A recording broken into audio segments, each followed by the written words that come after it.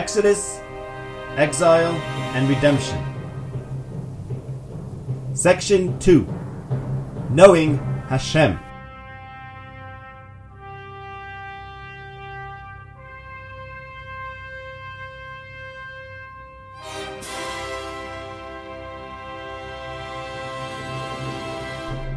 Chapter 15. Bearing the Soul Before Hashem.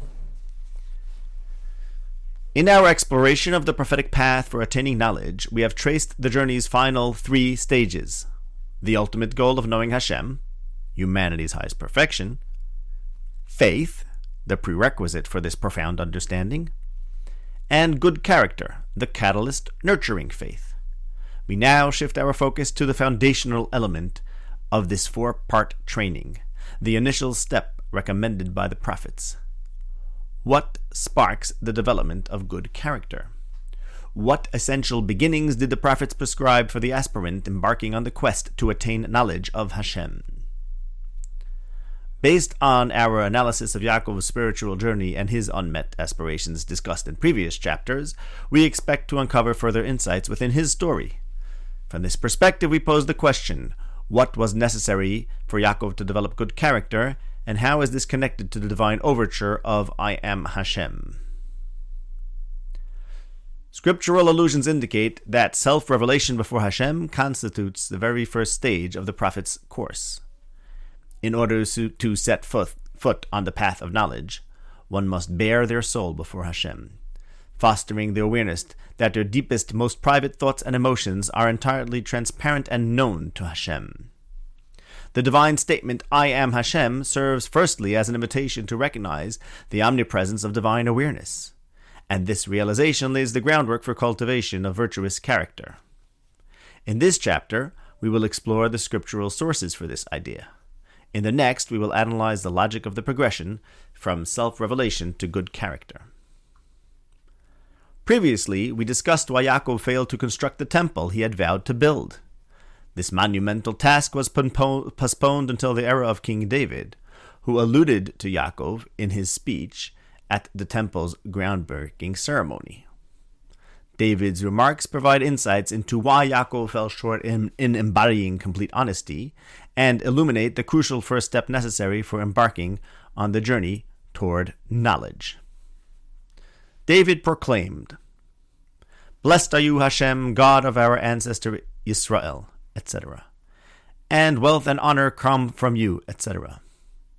"And I know, my God, that you examine the heart and are pleased with uprightness. I, in the uprightness of my heart, have willingly offered all these things, and now your people who are here I have seen giving joyfully and willingly to you," etc. "And to Shlomo my son, give a whole heart." 1 Chronicles 28, 10-19. Recognizing that God examines the heart leads to an upright and whole heart. By cultivating this awareness, you foster honesty and integrity within yourself. This principle is echoed in a passage from the book of Jeremiah that references Yaakov, his questionable methods of acquiring wealth, and the essence of the holy temple. The heart is crooked, akov in Hebrew, more than all things, and desperately sick. Who can know it?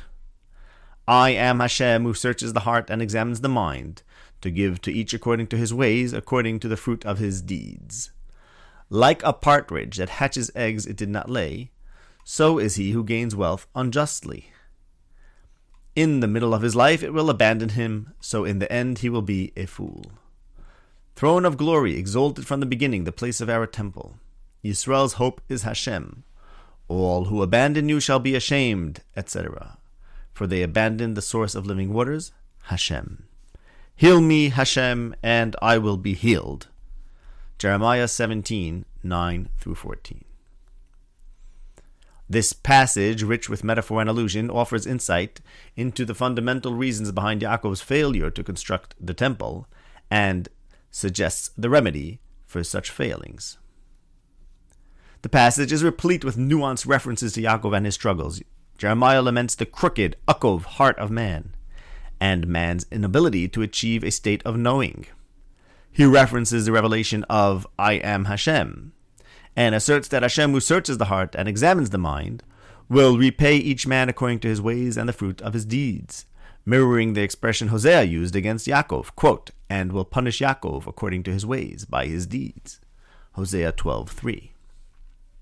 The prophet references the transcendent holiness of the temple that Yaakov didn't merit to build, his wealth having been accrued, quote, unjustly. Thus, despite Hashem's reassurances of, quote, I will not abandon you, Genesis 28:15, Yaakov's fear of Esau led him to part with his riches in the form of a bribe, thus abandoning the divine protection and becoming, in essence, someone who abandons Hashem. The parable of the partridge that hatches eggs it didn't lay offers another subtle and ingeniously crafted reference to Yaakov's narrative. A partridge may sometimes occupy the nest of other birds, incubating foreign eggs. Despite the initial success, this endeavor doesn't secure enduring rewards. The young, upon reaching maturity, leave to join their own kind.